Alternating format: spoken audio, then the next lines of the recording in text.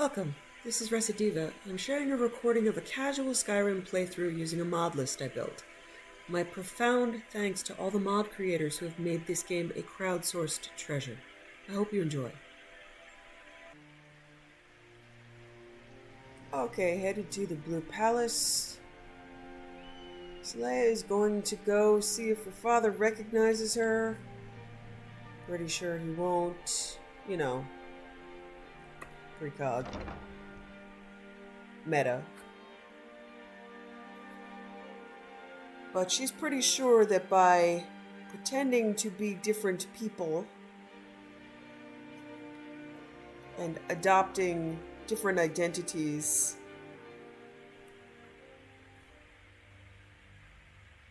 changing her appearance, which she could do in the Ragged Flagon. You have a face shaper, so she's essentially had surgery. We're gonna... I love you. As you know, Solitude's Oh, coffers hey! are much accompanied by the war efforts. Thane Eric Finally! have a strong head for business. Book of Love has completed, Collect taxes on your so we can properties get here back in to the doing city. that. Oh, hello. Just tidying up. Okay.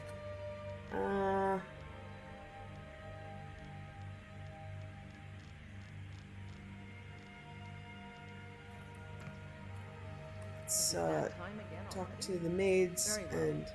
Let's meet this evening and make the arrangements. Maybe you need a partner, Just picture it. 2 women, the dusty road, strapping men at every tavern, Birdie! a fortune in gold to be claimed. I wish I could. You sound like fun, but I just need to get into the Pelagia swing. Oh, I'd get in trouble for that. It's not allowed. Besides, it's scary in there. Falk asked me to check it out. Well, I suppose in that case it's okay to let you in. But only briefly. Be careful and come right back. Don't mess anything up while you're here. Thane Bryling.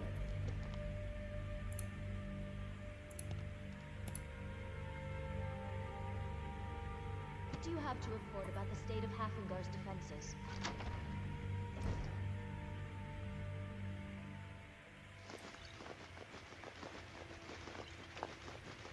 Oh, I'm gonna be picking up a bunch of silver. Alright, so I emptied out my inventory because this is another spot where everything disappears on you. So let's hope my mod list does not choke on this.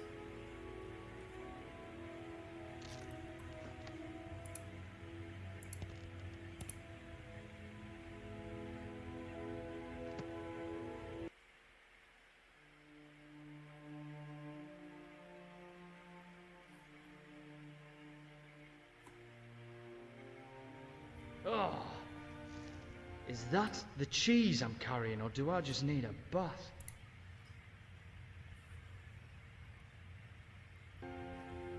Okay, this is a frustrating aspect.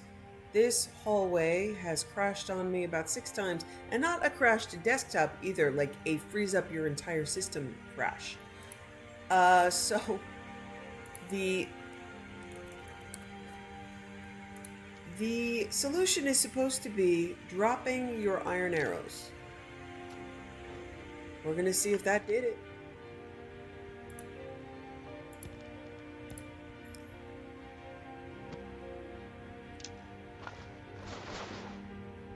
Oh my god, that's crazy. Thank you, Reddit. Oh my god, Kaidan's actually here with me. That's hilarious. Oh, I couldn't. Goes right through me. Besides, I have so many things to do. So many undesirables to contend with. Naysayers, buffoons, detractors. Why, my headsman hasn't slept in 3 days. You are far too hard on yourself, my dear, sweet, homicidally insane Pelagius. What would the people do without you? Dance? Sing? Smile? Grow old? You are the best septum that's ever ruled. Well, except for that Martin fella. But he turned into a dragon god, and that's hardly sporting. You know, I was there for that whole sordid affair. marvelous time. Butterflies, blood, a fox, a severed head, ho ho ho, and the cheese to die for. I took all your cheese. Yes, yes, as you've said countless times before. Harumph! Well then, if you're going to be like that, perhaps it's best I take my leave. A good day to you, sir. I said good day! Yes, yes, go. Leave me to my ceaseless responsibilities and burdens. How rude! Can't be bothered to host an old friend for a decade or two.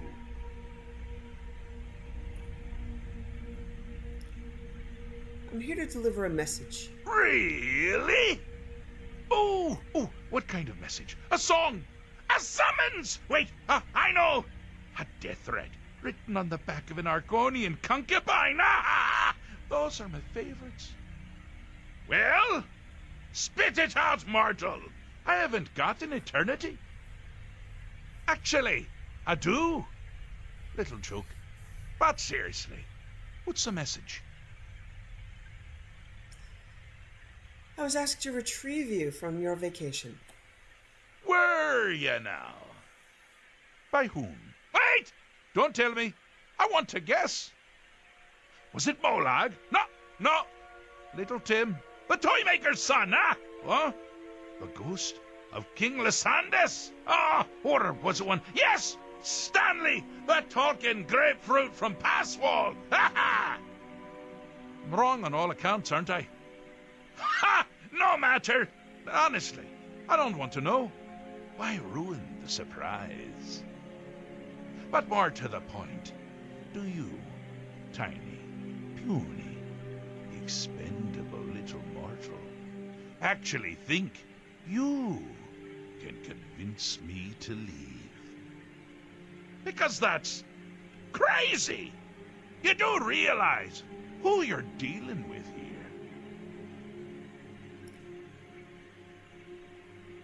All I know is that your people need you to return.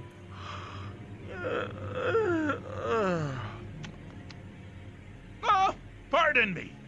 Were you saying something? I do apologize. It's just that I find myself suddenly and irrevocably bored. I mean, really, here you stand before Shea Gorath himself, Daedric Prince of Madness, and all you deem fit to do is deliver a message? How sad. So does that mean you'll leave? Or nah? Now that's the real question, isn't it? Because honestly, how much time off could a demented Daedra really need? So, here's what I'm going to do. I'm going to leave. That's right, I'm done. Holiday complete. Time to return to the humdrum day-to-day. On one condition. You have to find the way out first. Well, good luck with that. Okay, what's the catch? Ha! I do love it when the mortals know they're being manipulated. Makes things infinitely more interesting. Care to take a look around? This is not, I dare say, the Solitude Botanical Gardens. Have you any idea where you are? Where you truly are? Welcome to the deceptively verdant mind of the Emperor Pelagius III. That's right! You're in the head of a dead, homicidally insane monarch! Now, I know what you're thinking. Can I still rely on my swords and spells and sneaking and all that nonsense? Sure. Or you could use the Wabbajack! Huh? Didn't see that coming, did you?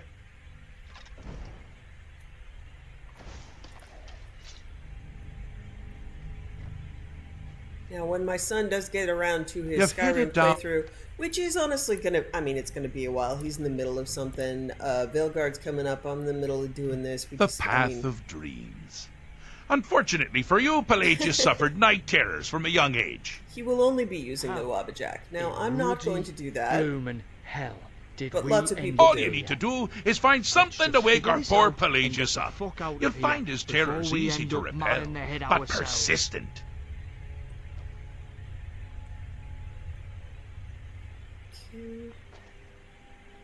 I think I know this one pretty well. I don't think You've got nothing on the Dragonborn.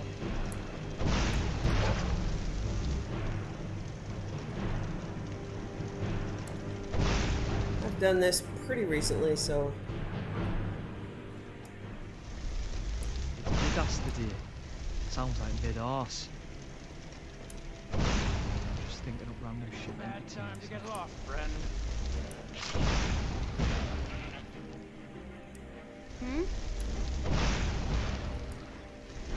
Well, let's do something about it then!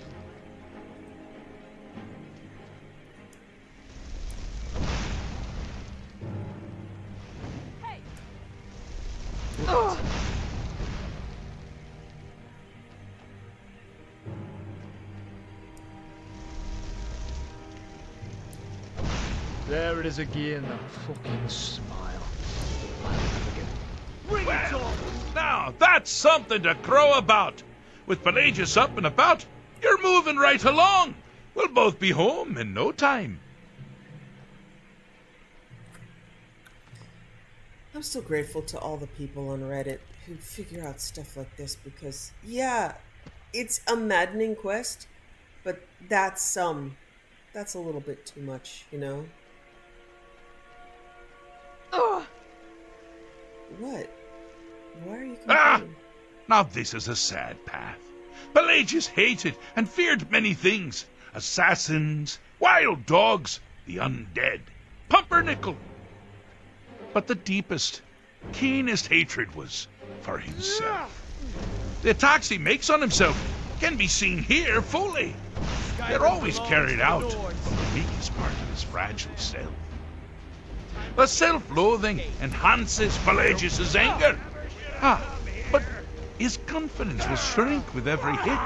You must bring the two into balance. You look tired. Let's take the day off. Let me help you. Here we go!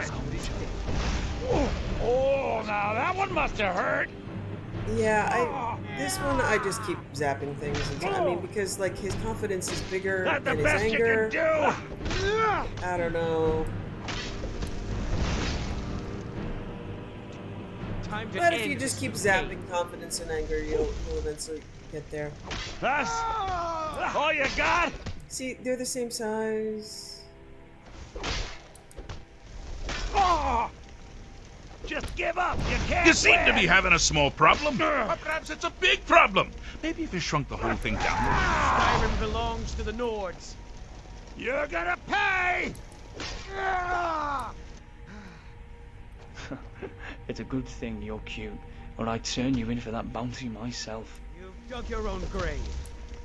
Yeah, see, I don't really, Here I'm not we really sure go. what to do. Someone there? Well, we're just gonna keep zapping things. God! Here we Someone go! there? Yeah, it tells me to shrink things down, but they are shrunk down. I'm bloody knackered. I don't mind Yeah. taking that. No! Here we go! You've dug your own grave. Huh? This usually goes faster. I mean, how many options are there? There's small person and big person.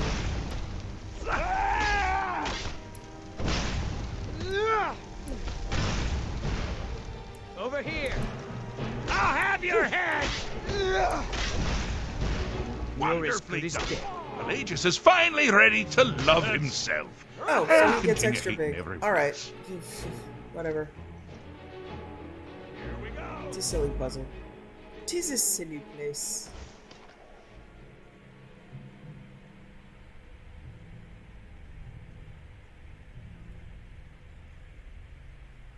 This is all madness. We don't need this shit. Oh, good choice! Well, good for me. I find everyone being out to get you so terribly entertaining. You might find it less so. You see, Pelagius' mother was, well, let us say, unique. Although I suppose, in the grand scheme of things, she was fairly average for a septon. That woman wielded fear like a cleaver. What was that? Or did she wield a cleaver and make people afraid? I never get that part right. Oh, but she taught her son well. Pelagius learned at a very early age that danger could come from anywhere, at any time, delivered by anyone. Oh, I thought you'd never figure it out. Yeah, that one's easy. With the threat gone, Pelagius is under the delusion that he's safe, which means you've helped him out, sort of. And we're that much closer to home. Now, Saleya is not naive enough to think that the appearance of Sheogorath not recognizing her is reality, because I have a saying. I'm not going to feel what you have to like. Or something like that. because there's mania, which means he could become obsessed, and then there's depression, which means so it's going to depend on which phase he's in. But right now, she's just temporarily relieved. I've done it. I fixed Pelagius's mind. Fixed is such a subjective term. I think treated is far more appropriate, don't you? Like one does to a rash, or an arrow in the face. Ah, but no matter. Heartless mortal that you are, you've actually succeeded and survived. I am first to honor my end of the bargain. So, congratulations. You're free to go. I have been known to change my mind. So, go. Really. Pelagius Septim III, once the mad Emperor of Tamriel, now so boringly sane. I always knew he had it in him. Well, I suppose it's back to the Shivering Isles. The trouble Haskell can get into while I'm gone simply boggles the mind. Let's make sure I'm not forgetting anything. Clothes, check. Beard, check. Luggage. Now I stole all your Luggage. shit. Now, where did I leave my luggage? Note, Haskell is not insane Master, himself. you've taken me back. Does this mean we're going home? Oh, happy times. I can't wait to... Yes, that's quite enough celebration. Let's send you ahead, shall we? As for you, my little mortal minion, feel free to keep the Wabbajack as a symbol of my... I'll just take the damn thing. You take care of yourself now. And if you ever find yourself up in New Sheo, do look me up. We can share a strawberry tart. Ha ha! Ta-ta! Yay! Yeah, that was really frustrating. Just trying to get in. I crashed many a time. Okay.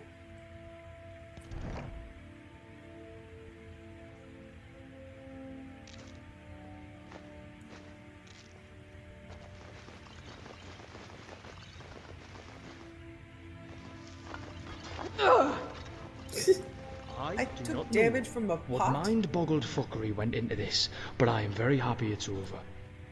Mind-boggled fuckery. Aww. And how do I get out? I went the wrong way, didn't I? And I'm still going the wrong way. Okay, I need to go back up the stairs and to the other side. One night when the rain was pouring, I woke up to a horrid loud roaring. I was ready to fight. In the midst of the night, turned out it was the Dragonborn. Snoring. Snoring. It doesn't matter. Okay. Well, I'm deeply relieved, and my character is deeply relieved for having gotten that done. Iron arrows, folks. They equip themselves when you don't want them. They are agents of Sheogorath.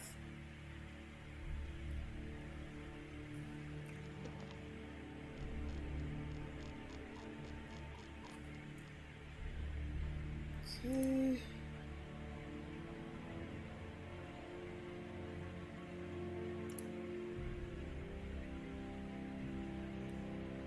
Alright, I'm gonna do Wolf Skull Cave, because that should get me a home. Now I just need to find it, huh?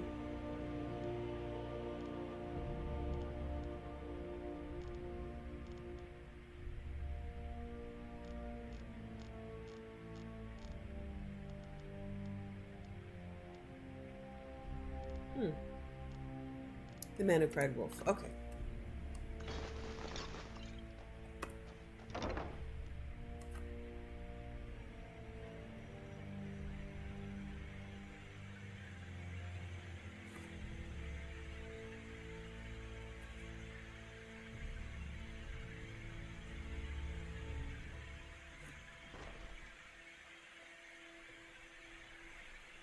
I'm not sure I've helped enough people though, but we'll see. By the time we finish this, I will have helped enough people.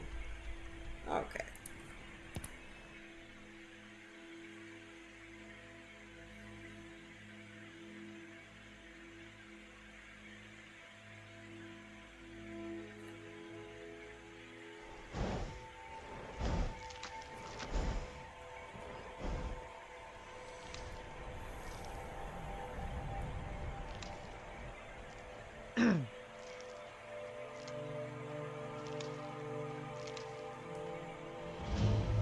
Fucking come on then! I'm ending this right now! Fun fucking tastic. Back off. Serves the idiot right.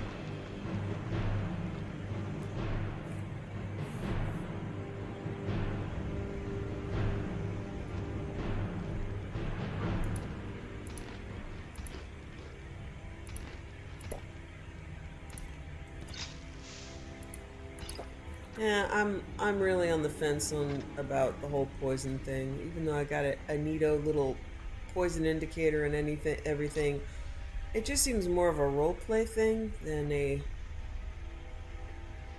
At least the way that I do it. I find the arrows themselves to be the thing. You just have to interrupt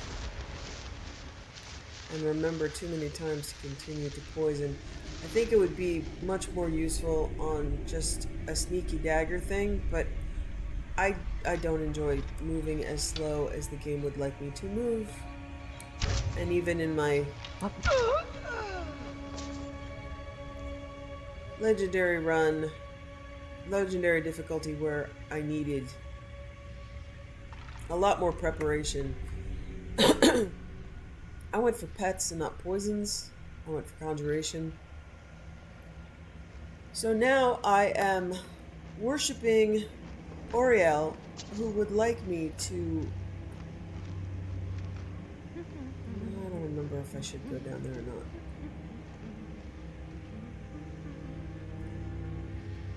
Oriel would like me to learn all the skills. Yeah, I'm gonna go down.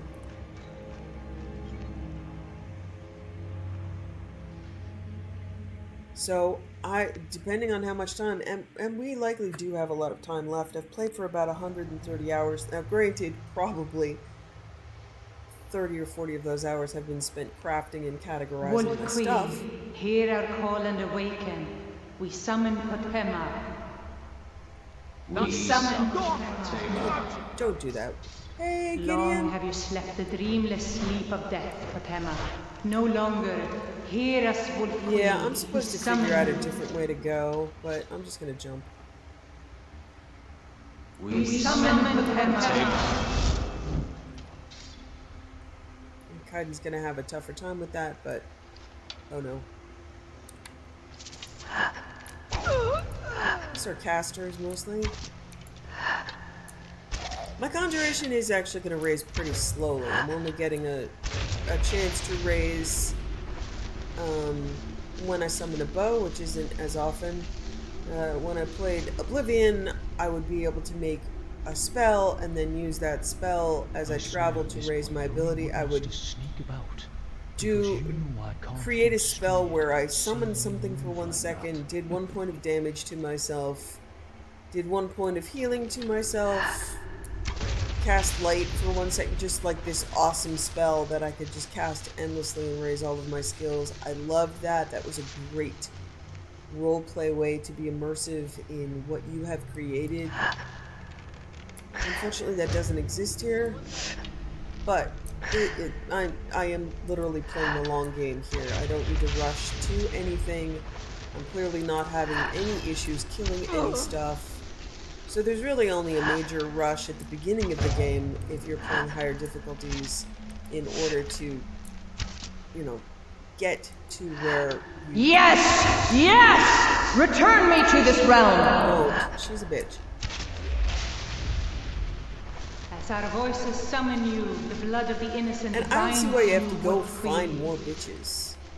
There are Summoned plenty were around. words bound by blood. What? What are you doing? You fools! You cannot bind me to your wills. Summoned with words bound by blood. You ants don't have the power to bind me.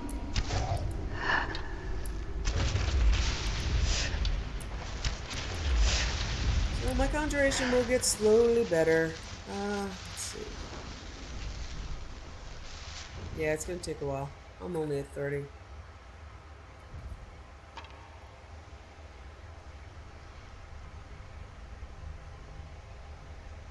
Something is wrong. There is an intruder. Or something's right, and you don't like it.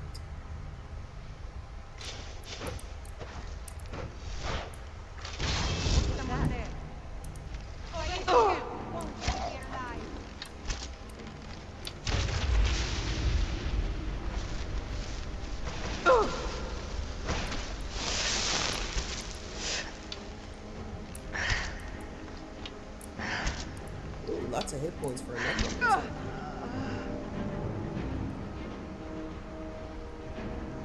Where are you? Stop the intruder.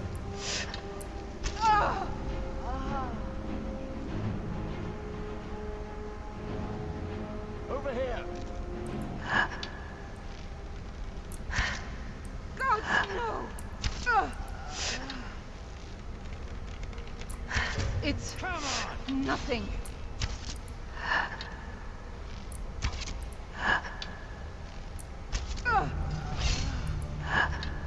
Alright, Gideon, gotta shoot you in the face.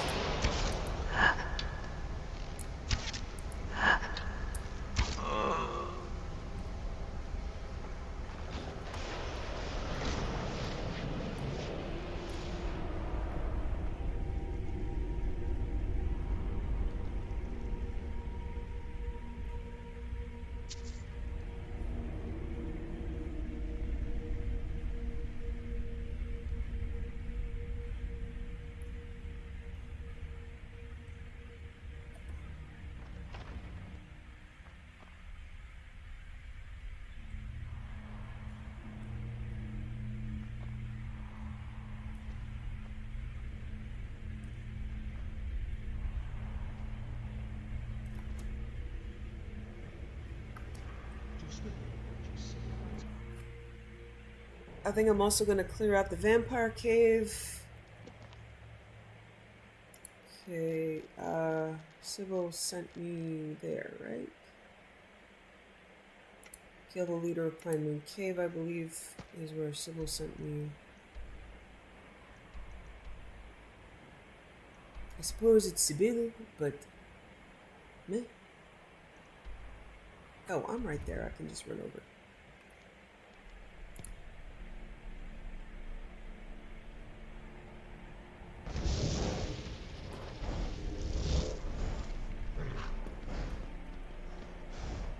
So I did see someone say that it took them years. They did a full complete of everything, and it took them about 600 hours. I'm not so sure about that. I think that's going to depend on the difficulty. I know that much higher difficulty is going to give you like a 5-time multiplier, just because each fight is ridiculous. But even on vanilla, you can end up very, very, very rich and overpowered. The vanilla game has some issues where if you are really patient with your crafting,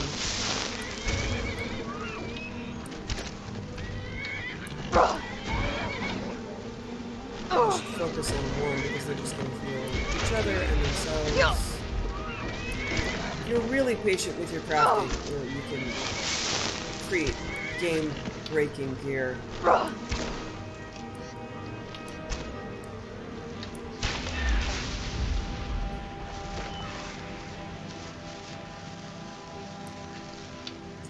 know there's some sort of fish here for fishing.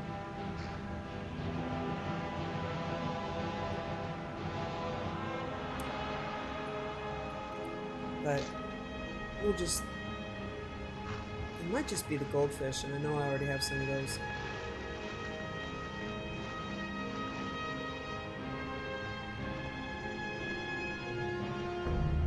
So I'm probably, even though I finished the main quest and all of the DLC, I'm probably about halfway through, I would imagine.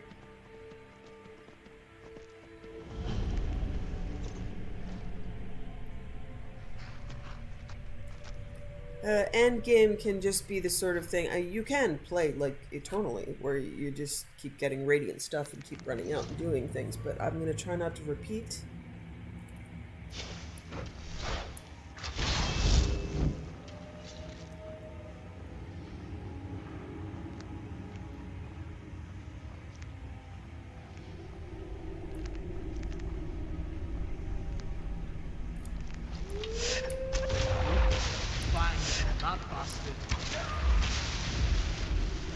I actually really do like dungeon delving. This is just kind of fun, so I'm cool with just running to places and doing stuff. I do remember I got really sick of vampire caves after a while, but these are just beautiful vampire caves. So I don't get as sick of beautiful vampire caves as I do the old ugly ones.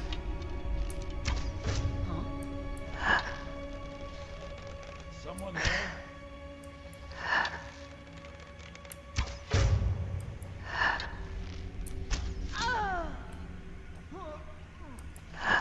So since I really enjoy just the beauty of this mod list... Yeah, okay, good. I came to the right place. You did the right thing. Ancient Vampire Ribcage! Dun dun dun! And I know in my legendary run-through I did actually get a list of every last bit of creation content. And I ran through that. Now I haven't bought any of the new creations. I bought all the stuff before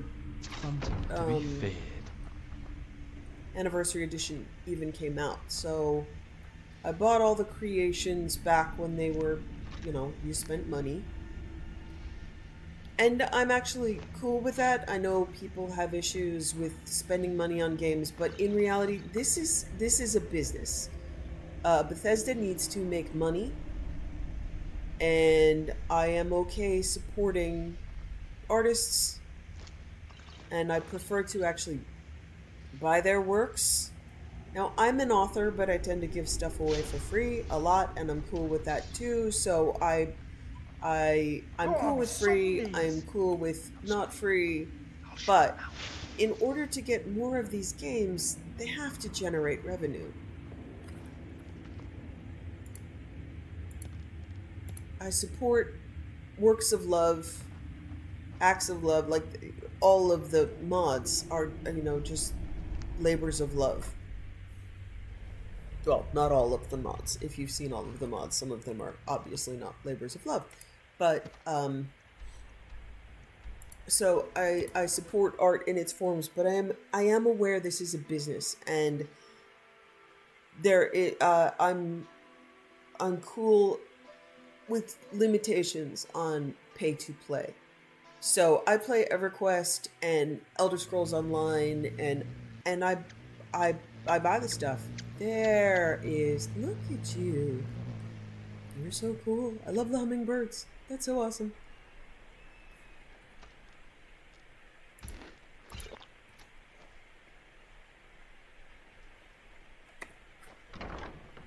So, and obviously with mods, you know, this game, money is easy to get for me. I could load it, but the reality is that immersive jewelry just drops a lot of stuff. Immersive armor, immersive weapons, these all drop extra things that make it very easy for me to make money. You've returned. What is that? Good. Okay, it's a. What did block you of find wood. at Wolf Skull Cave? Some necromancers were attempting to summon and bind Potema. Potema herself? Please tell me you stopped them. I interrupted their ritual. It's done. You've done a larger service to the realm than you could possibly know. I read books. A resurrected Potema. I shudder at the thought. I know. Speaking of sacrifice, I know. you've never gone hungry a day in your life, Erica. And what would my impetuous Thane Bryling suggest instead? Simple. Let the Empire fight only. Ooh, bed, Sybil. If I needed something from you, you would know it. I cleared out the vampires from Pine Roof Cave. Filthy creatures, aren't they? Living in the darkness like they do. So uncivilized. I prefer finery, like this. Here, for your trouble. And I suppose I should show you a little about illusion magic for free, shouldn't I? Take care of yourself, and always remember, the world is ripe with people looking to spill your blood. I like her quarters. It's cool. I usually steal everything in them early game, but I don't need to. Blue Palace is a great place to steal stuff. At the mere thought of Potema returning.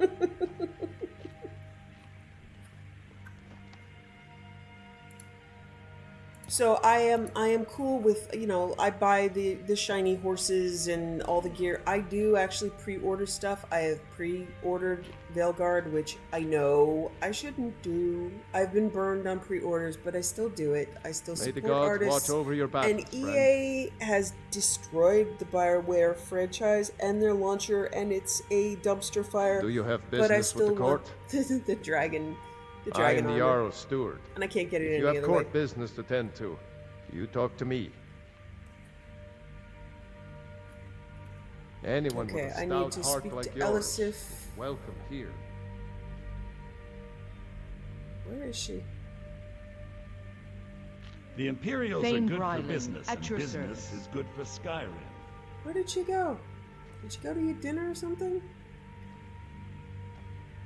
She needs to give me the quest Every to... person Oh, there she is is. dishonest You're who having lives lunch upon here. the labor of Nice. others. There's something Makes no personal difference I was hoping you would do for me. What can I do for you, Jarl? Falk told me what you did for us at Wolf Skull Cave. He says you're someone we can trust. As you may know, Talos worship is outlawed in the Empire. When we buried my husband, I made offerings to all the gods, except Talos. I would like you to take an item of his, a war horn handed down from his father, and place it at a shrine of Talos. I would be honored to help. Thank you. It would mean a lot to me. So there is a new creation out that I've seen people talk about called Bards. It's like it's a remake of the Bards College, but I have not bought any of the new creations since the update in January, and I probably am not going to buy this one, mostly Unless because... we have specific business, I'm not interested. Neither am I, baby. Get out of my way.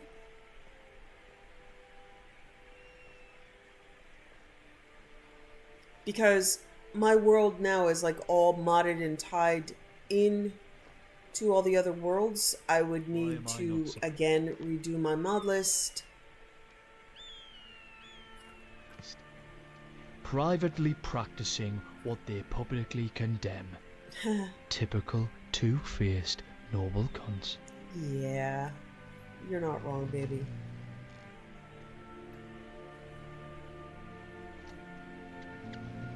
I love the hummingbirds just zipping by.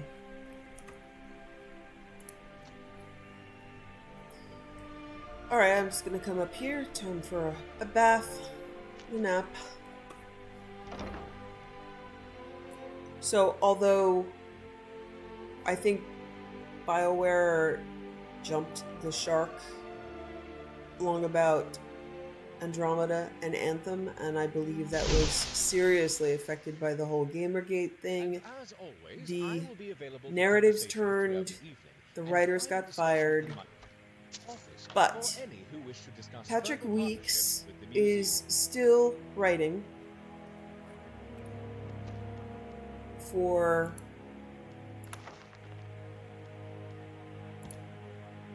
Veilguard, and he is my, he's my Obi-Wan Kenobi there. He's my last hope. David Gator left, so many people left or got fired, and it's disheartening and painful to see so many talented people get ditched. And I believe this is, the last hurrah for Dragon Age, but I cannot say no to the armor. I cannot say no to Varric. And, yeah, I'm gonna buy it, even though I know there have been a series of dumpster fires over, 12 years?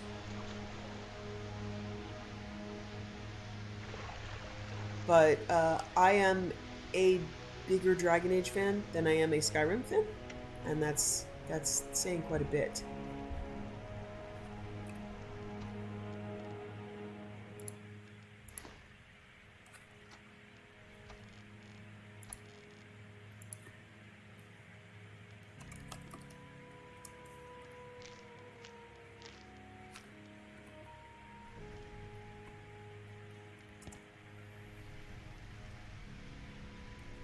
I'm going to look at my riches while I read a book.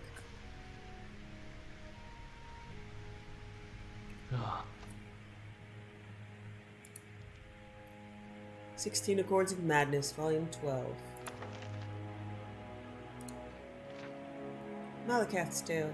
In the days before the Orsinium's founding, the spurned orc folk were subjected to ostracism and persecutions even more numerous and harsh than their progeny are accustomed to in our own age. So it was that many champions of the Orsimer traveled, enforcing what borders they could for the proliferation of their own people. Many of these champions are spoken of yet today, among them the Cursed Legion, Grama the Hairless, and noble Emeg Grokaira. This latter crusader would have certainly risen to legendary status throughout Tamriel had he not been subject to the attention of certain Daedric princes. Emeg Grokaira was the bastard son of a young maiden who was killed in childbirth. He was raised by the shaman of his tribe, the Grillica Mog, of the peaks of what we now call the Normar Heights.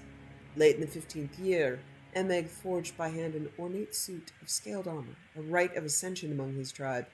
On a blustery day, he pounded the final rivet, and draping a heavy cloak over the bulky mantle, Emeg set out from his village for the last time. Word of his exploits always returned home, whether defending merchant caravans from brigands or liberating enslaved beast folk. News of the noble orc crusader began to grace even the lips of the Bretons, often with a tinge of fear. Less than 2 years after ascending to maturity, Grokaira was making camp when a thin voice called out from the thickening night. He was surprised to hear the language of his people spoken by a tongue that obviously did not belong to an orc. "Lord Kyra," said the voice, "tales of your deeds have crossed the lips of many and have reached my ears."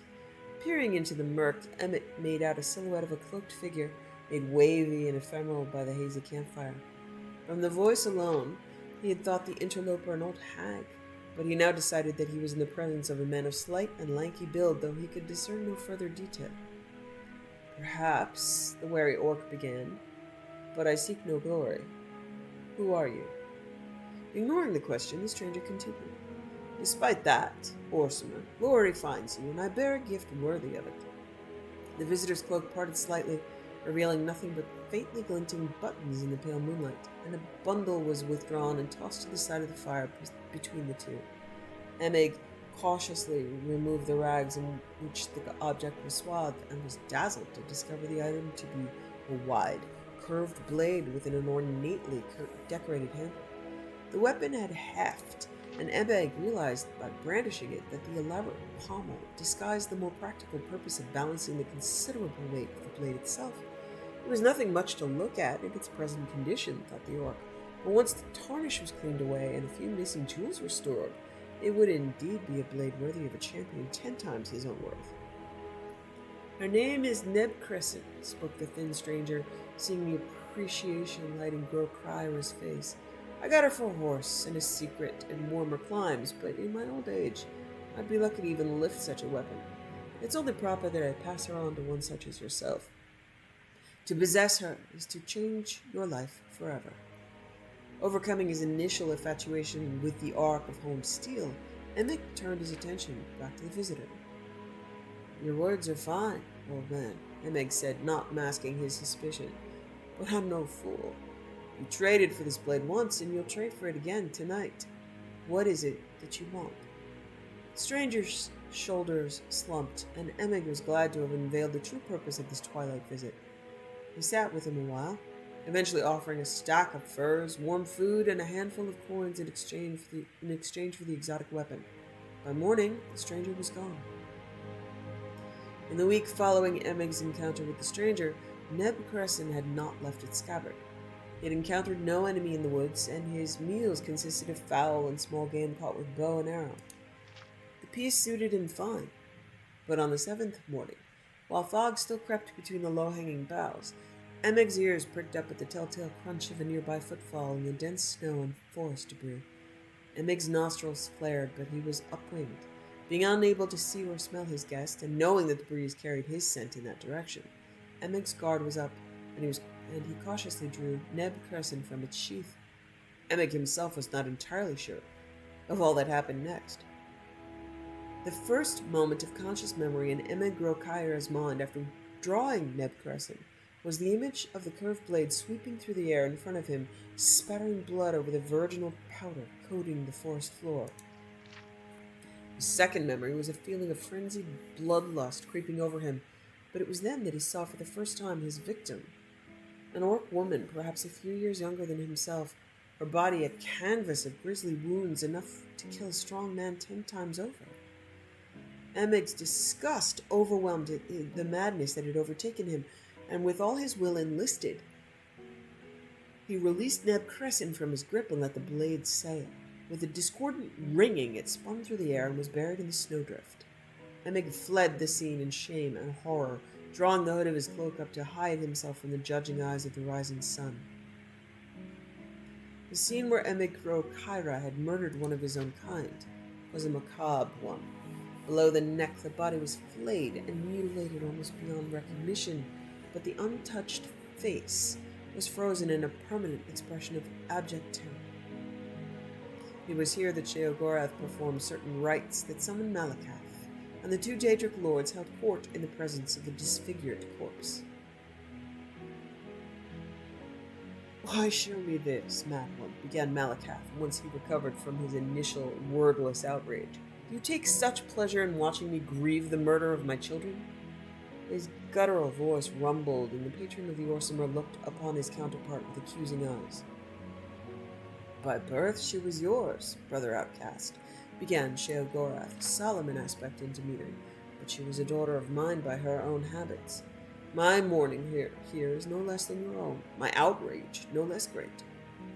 "I'm not so sure," grumbled Malakath, "but rest assured that vengeance for this crime is mine to reap.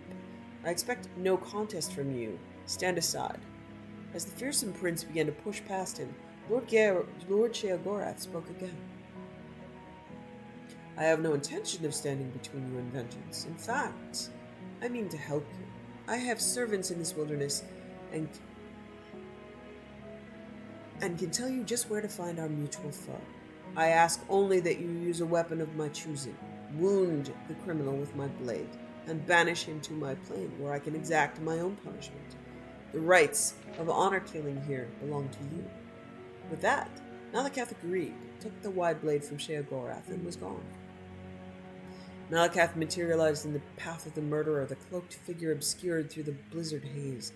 Belling a curse so foul as to wilt the surrounding trees, the blade was drawn, and Malakath crossed the distance more quickly than a wild fox. Frothing with rage, he swung the blade in a smooth arc, which lopped the head of his foe cleanly off, then plunged the blade up to its hilt in his chest, choking off the spurts of blood into a steady, growing stain of red bubbling from beneath the scaled armor and heavy cloak. Panting from the unexpected immediacy and fury of his own kill, Malakath rested on a knee as the body before him collapsed heavily backward, and the head landed roughly upon a branch. Broad, flat stone. The next sound broke the silence like a bolt. "I'm sorry," sputtered the voice of Emig Rokaira. Malakath's eyes went wide as he looked upon the severed head, seeping blood from its wound, but somehow kept alive. Its eyes wavered about wildly, trying to focus on the aspect of Malakath before it. The once proud-eyed eyes of the champion were choked with tears of grief, pain, and confused recognition.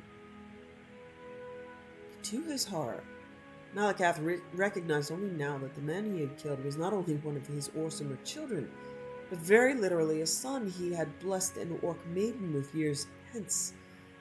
For aching long moments, the two looked upon each other, despondent and shocked. Then, silent as oiled steel, Sheogorath strode into the clearing. He hefted Emeg Rokaira's disembodied head and bundled it into a small grey sack. Sheogorath reclaimed Neb Crescent from the corpse and turned to walk away. Malakath began to stand, but knelt again, knowing he had irreversibly damned his own offspring to the realm of Sheogorath, and mourned his failure as the sound of his son's hoarse pleas faded into the frozen horizon.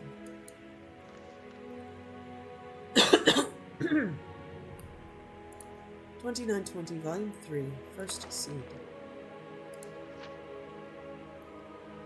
15 First Seed, 2920, Ker Sovio Cyrodiil. From their vantage point high in the hills, the Emperor Remon III could still see the spires of the Imperial City, but he knew he was far away from hearth and home. Lord Glavius had a luxurious villa, but it was not close to being large enough to house the entire army within its walls. Tents lined the hillsides, and the soldiers were flocking to enjoy his lordship's famous hot springs. Little wonder. Winter chills still hung in the air. Prince Juliak, your son, is not feeling well. When Potentai Versidashai spoke, the Emperor jumped. How that Akaviri could slither across the grass without making a sound was a mystery to him. Poisoned, I'd wager, grumbled Remon. See to it he gets a healer. I told him to hire a taster like I have, but the boy's headstrong. There are spies all around us. I know it. I believe you're right, Your Imperial Majesty, said Versidashai. These are treacherous times, and we must take precautions to see that Morrowind does not win this war, either on their field or by more insidious means. That is why I would suggest that you not lead the vanguard into battle. I know you would want to, as your illustrious ancestors Remon I, Brazilis Dor, and Remon II did, but I fear it would be foolhardy. I hope you do not mind me speaking frankly like this. No, nodded Remon. I think you're right. Why? Who would lead the vanguard then? I would say Prince Juliak, if he were feeling better, replied the Akaviri. Failing that, Stora Gafaran, with Queen Nagia of Riverhold at left flank, and War Chief Ulgoth of Lilmoth at right flank. A Khajiit at left flank and an Argonian at right, frowned the Emperor. I never do trust beast folk. Potentate took no offense. He knew that beast folk referred to the natives of Tamriel, not to the Tsaichi of Akavir like himself. I quite agree, Your Imperial Majesty, but you must agree that they hate the Dunmer. Ulakth has a particular grudge after all the slave raids in his lands by the Duke of Mournhold. The Emperor conceded it was so, and the potentate retired. It was surprising, thought Remon, but for the first time, the potentate seemed trustworthy. He was a good man to have at one's side. 18 First Seed, 2920, Ald Erfurt, Morrowind. How far is the Imperial Army? Asked Vivek. 2 days' march, replied his lieutenant. If we march all night tonight, we can get higher ground at the Priai tomorrow morning. Our intelligence tells us that the Emperor will be commanding the rears. The Emperor will be commanding the rear. Stora Gafaran holds the vanguard, Nagia of Riverhold at left flank, and Ulakath of Lilmoth at right flank. Ulakth, whispered Vivek, an idea forming. Is this intelligence reliable? Who brought it to us? A Breton spy in the Imperial army, said the lieutenant, and gestured toward a young, sandy-haired man who stepped forward and bowed to Vivek. What is your name, and why is a Breton working for us against the Cyrdos? Asked Vivek, smiling. My name is Cassir Whitley of Dwinnen, said the man, and I'm working for you because not everyone can say he spied for a god, and I understood it would be, well, profitable. Vivek laughed. It will be, if your information is accurate. 19 First Seed, 2920, Bodrum, Morrowind. The quiet hamlet of Bodrum looked down on the meandering river at the Praye. It was an idyllic sight, lightly wooded where the water took the bend around a steep bluff to the east with a gorgeous wildflower meadow to the west.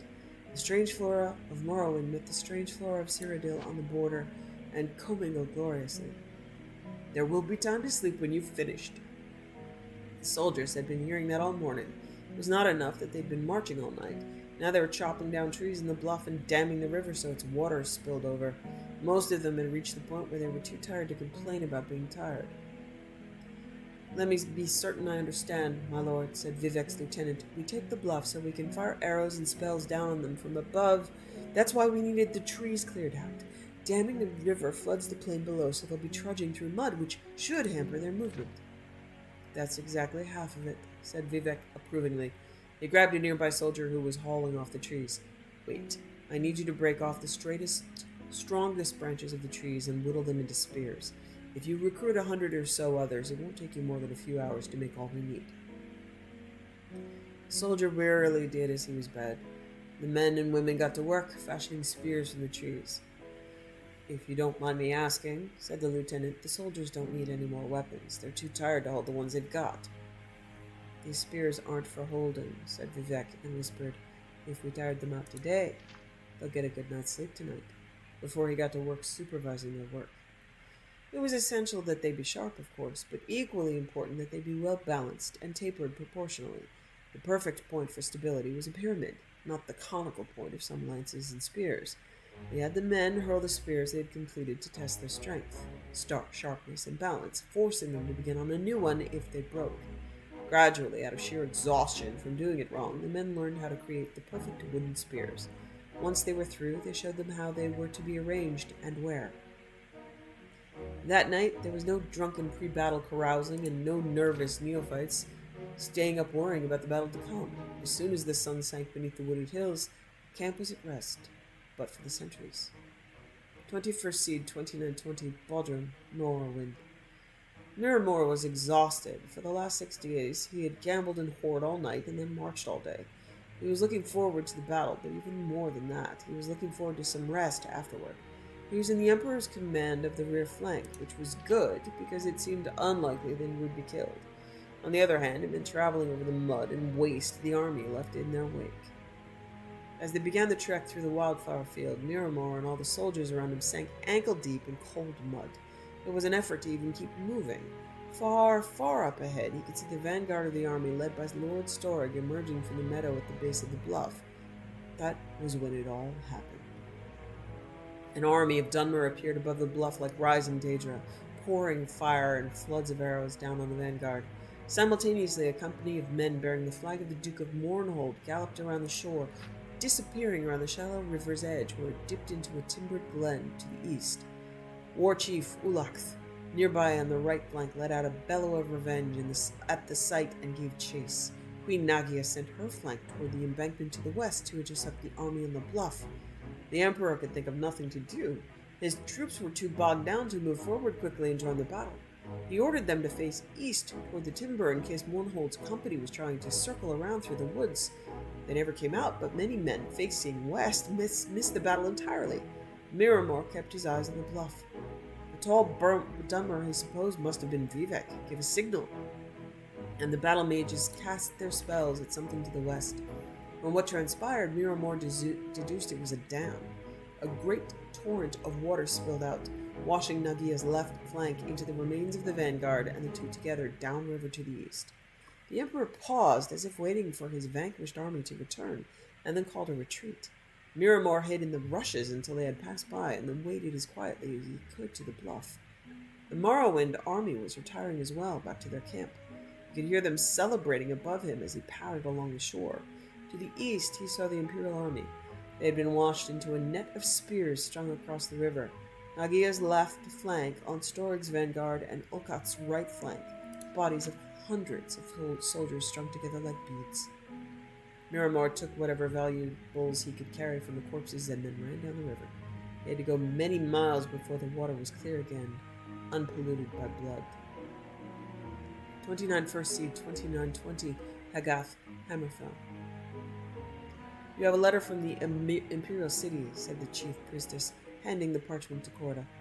All the young priestesses smiled amid faces of astonishment, but the truth was that Corda's sister, Rija, wrote very often, at least once a month. Corda took the letter to the garden to read it, her favorite place, an oasis in the monochromatic, sand-colored world of the conservatorium. The letter itself was nothing unusual, filled with court gossip, the latest fashions that were tending to wine-dark velvets, and reports of the Emperor's ever-growing paranoia. You are so lucky to be away from all of this, wrote Rija. The Emperor is convinced that his latest battlefield fiasco is all a result of spies in the palace. He's even taken to questioning me. Rupka kept it so you never have a life as interesting as mine.